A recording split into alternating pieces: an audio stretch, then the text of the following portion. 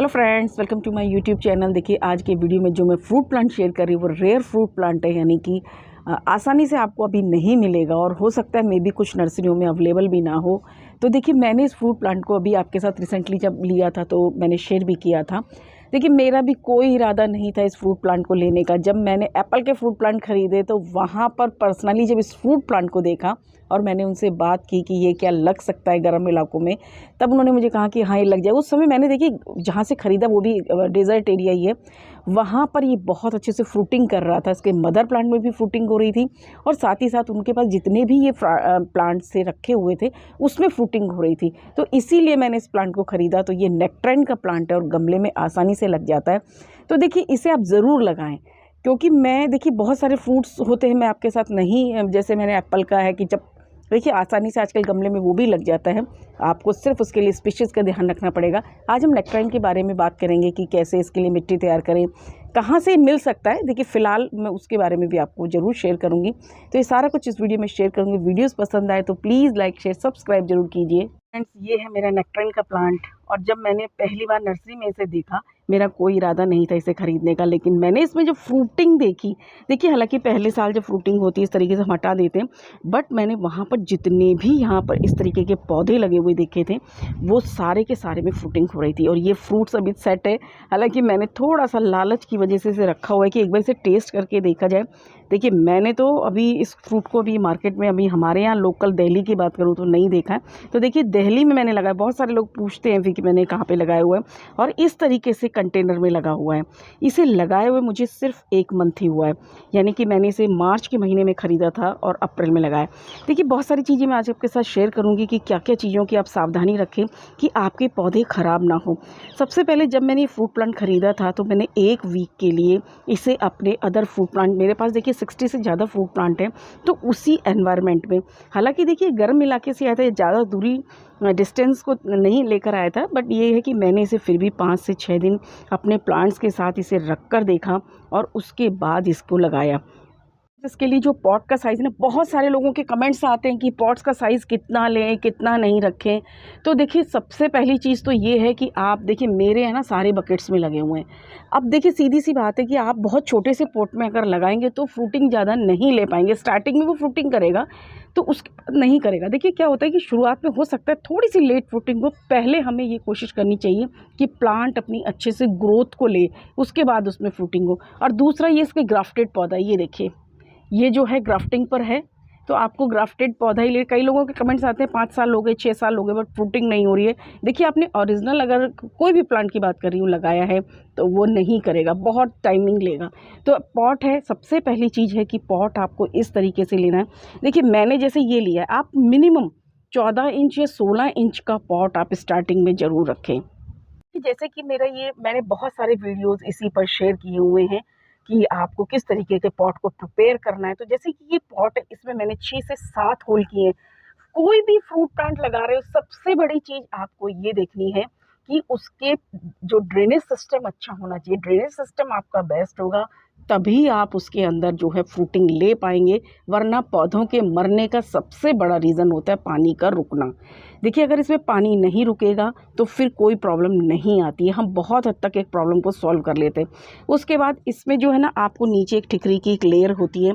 आपके पास जितना भी जो मिट्टी के टुकड़े होते हैं गमले के या दिए होते हैं, उनको क्रश करके जो मल्चिंग के काम में भी हम लेते हैं, इसके नीचे 1 से 2 इंच की आप लेयर लगा दीजिए। फिर आप देखिए कभी भी आपके फ्रूट प्लांट में, किसी भी गमले में कितनी भी बारिश हो जाए, देखिए इतने सारे मेरे पास फ्रूट प्लांट है, मैं अगर रोज़ बारिश में अगर पानी की प्रॉब्लम आएगी तो देखिए फिर पौधे ख़राब होंगे और एक बहुत बड़ा काम बढ़ जाता है। मुझे ये बिल्कुल भी प्रॉब्लम फेस नहीं करनी पड़ती, जल्दी से रूट बाउंड भी नहीं होगा। ये एक स्पेशल टिप है जो मैं आपके साथ शेयर कर रही हूँ। कि फ्रेंड्स मिट्टी की बात करूं तो 50% आप अपनी मिट्टी ले लीजिए, जो भी गार्डन सॉइल है आपके पास वो लीजिए। देखिए मेरी जो ये मिट्टी है ये मैंने कचरे से प्रिपेयर किया, यानी कि जो भी मेरे टेरेस गार्डन का छत का कचरा निकलता है उनको मैं टंकियों के अंदर भर देती हूँ और उस पर जो है इस तरीके से सब्जी ग्रो करती हूँ। और 1 साल के बाद मुझे जो ये मिट्टी मिलती है उसमें मैं प्रेफर करती हूँ अपने फ्रूट प्लांट को लगाना। अगर मेरे पास ये मिट्टी, देखिए हमेशा तो ये अवेलेबल नहीं हो सकती, इनका प्रोसेसिंग थोड़ा धीरा होता है, तो इसलिए मैं कोकोपीट भी यूज़ करती हूँ। देखिए फ्रेंड्स, कोकोपीट में भी आप यूज़ कर सकते हैं। मेरे 40 से ज़्यादा फ्रूट प्लांट कोकोपीट में भी लगे हुए हैं।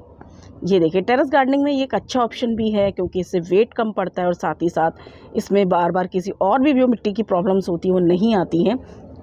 अगर आपके पास मिट्टी है तो आप 50% जो है गार्डन सॉइल ले सकते हैं। जैसी भी आपके पास मिट्टी है उसमें आप चाहे कोकोपीट लें, चाहे आप ये मिट्टी लें, उसमें आपको 50% गार्डन सॉइल लेनी है और 20% सैंड की मात्रा को लेना है। देखिए, हमेशा आप जो है सैंड की मात्रा को ज़रूर यूज़ कीजिए जब भी आप कोई गार्डन जो पॉट के अंदर गार्डनिंग कर रहे हैं। उससे क्या होता है, ड्रेनेज बेस्ट रहता है। मिट्टी एकदम ऐसी नहीं होती, वरना अगर हम खाली मिट्टी में यूज़ करते हैं ना तो चिपचिपी हो जाती है। अगर आप इसको यूज़ करते हैं, सैंड यानी कि जो बजरी होती है या रेता होता है, जो भी आप कंस्ट्रक्शन में यूज़ होती है वो आसानी से अवेलेबल हो जाती है। 20% का रेशो आप उसको कर दें। आप 15 भी कर सकते हैं, 15-20 जो भी आप रखना है, बट इतना आप ज़रूर रखें। उसके बाद जो है 30% में जो फर्टिलाइज़र यूज़ करती हूँ उसमें जो है आपको नीम खली ज़्यादा यूज़ नहीं करी। जैसे कि मैंने इस गमले में अभी यूज़ की है 2 मुट्ठी 2.5 मुट्ठी आप यूज़ कर सकते हैं। उसमें 200 से 250 ग्राम के लगभग आपको जो है गोबर की खाद यूज़ करनी है। देखिए, मिट्टी हमारी हमें नहीं पता कि देखिए कहाँ से आती है। अगर आपकी खेत की मिट्टी है तो बहुत ही बेस्ट है, लेकिन हर किसी के लिए अवेलेबल नहीं होती है। ये देखिए सीवीड है। ये अगर आपके मिट्टी में कोई भी माइक्रोन्यूट्रिएंट्स की कमी होगी उसकी पूर्ति कर देगा। देखिए, माइक्रोन्यूट्रिएंट्स की भी बहुत ज़्यादा ज़रूरत होती है और साथ ही हम थोड़ा सा जो है सिंगल सुपर फॉस्फेट का भी यूज़ करेंगे ताकि हमारी मिट्टी में फास्फोरस जितने भी इसके जरिए क्या होगा, आपकी मिट्टी की सारी जो है पूर्ति हो जाएगी। आप थोड़े से इसमें चॉक के पीसेस का इस्तेमाल भी कर सकते हैं कैल्शियम के लिए। तो ये सब मिक्सचर बना के मैंने इस मिट्टी को रेडी किया। मैं ज़्यादातर फ्रूट प्लांट के लिए यही मिक्सचर यूज़ करती हूँ। 50% गार्डन सॉइल, मैं रिपीट कर रही हूँ इसलिए। 20% आपको रखनी है सैंड और 30% में हम ये सारे फर्टिलाइजर, जिसमें गोबर की खाद, नीम खली, सीवीड, सिंगल सुपर फॉस्फेट नहीं है तो आपके पास इसको मिक्स कर छोड़ सकते हैं। चॉक के कुछ पीसेस का इस्तेमाल आप करें। इसका एक अच्छा सा मिक्सचर रेडी कीजिए और फिर जो भी पॉट आप ले रहे हैं, देखिए हमेशा ग्राफ्टिंग एरिया को आपको ऊपर रखना है, मिट्टी के आसपास नहीं होना चाहिए और ये दबना भी नहीं चाहिए। ये जो ग्राफ्टिंग एरिया है ये इस मिट्टी के ऊपर है, यहाँ पर नहीं होना चाहिए, दबना नहीं चाहिए। इस चीज़ का आपको स्पेशली थोड़ा सा ध्यान रखना है। अगर ये मिट्टी के संपर्क में आएगा तो यहाँ पर जो है फंगस लग जाएगी। देखिए, जब भी आप कोई पौधा लगा रहे हैं तो एक चीज़ थोड़ा ध्यान रखें, कभी भी ख़राब नहीं होगा। यहाँ पर जो ये ग्राफ्टिंग एरिया, यहाँ पर थोड़ा सा फंगीसाइड लगा दें। हालांकि देखिए, मेरे इस पर कोई ग्राफ्टिंग टेप नहीं आई थी क्योंकि मैच्योर थोड़ा प्लांट था। अगर ग्राफ्टिंग टेप है तो उसे तुरंत ना हटाएं, जब आपका पौधा अच्छे से डेवलप हो जाए तभी आपको उसे हटाना है। और अगर ग्राफ्टिंग एरिया के नीचे से कोई भी ब्रांच निकलती है तो उसे तुरंत हटा दें। मेरा ये पौधा है, अब इस पे ग्राफ्टिंग टेप लगी हुई है, पौधा मेरा अच्छे से डेवलप हो गया है, बट मैं थोड़ा सा भी इसको थोड़ा सा बाद में हटाऊंगी। इसे रिमूव करना भी बहुत ज़रूरी है, बट थोड़ा सा केयरफुली इसे करें। नेक्ट्राइन का फ्रूट प्लांट जो है एक अच्छा फ्रूट है और ये आड़ू की ही एक तरह से प्रजाति है। देखिए, इसका जो फ्रूट होता है ना बिल्कुल चिकना होता है, यहाँ पर देखिए एकदम इसके रोए नहीं होते हैं, जबकि ये भी मेरा गमले में लगा हुआ आड़ू है और इसकी स्किन पर थोड़े रोए होते हैं। ये डिफरेंस इसमें होता है नेक्ट्राइन में। और देखिए, सेम लीव्स हैं। अगर मैं पत्तियों की बात करूं तो ये देखिए, इसकी पत्तियां भी इसी तरीके से हैं और इसकी पत्तियां भी ऐसी हैं और आलू बुखारे की पत्तियां भी सेम होती है। और इस पर देखिए जो कलर आता है ना, आलू बुखारे और आड़ू का कलर दोनों मिक्स आता है। तो मैंने दोनों एक डिफरेंस आपको बताया। ये पौधा लगाने के बाद एक काम आपको और करना है कि जब भी आप पौधा लगा रहे हैं तो इसे जो है ना आप लगाते समय एप्सम सॉल्ट की वाटरिंग जरूर करिए। जब भी हम देखिए, जब पौधा लगाते हैं तो पानी देते हैं तो एक एप्सम सॉल्ट की वाटरिंग करिए। जब पौधा शॉकिंग में आता है ना वो नहीं आएगा। और 1 वीक के लिए सेमी शेड कर दीजिए। ऐसे नहीं है कि आपको छाया बिल्कुल अंदर अंधेरे में रखना है, जहाँ पर हल्की सुबह की 1 या 2 घंटे की धूप ही सिर्फ आती हो, पूरे दिन की धूप इसे ना मिले और उसे आप वहाँ पर लगा दीजिए। और उसके बाद जब जैसे पौधा आपका डेवलप हो जाए, और ये देखिए इसमें मेरी जो प्लांट में ग्रोथ स्टार्ट हो जाती है, बट मैंने इसके बारे में थोड़ा सा पढ़ा है, इसकी लीव्स जो है ना थोड़ी सी कर्ल होने लगती है, तो थोड़ा सा बीच बीच में नीम ऑयल का स्प्रे जो है इस पर ज़रूर करते रहिए।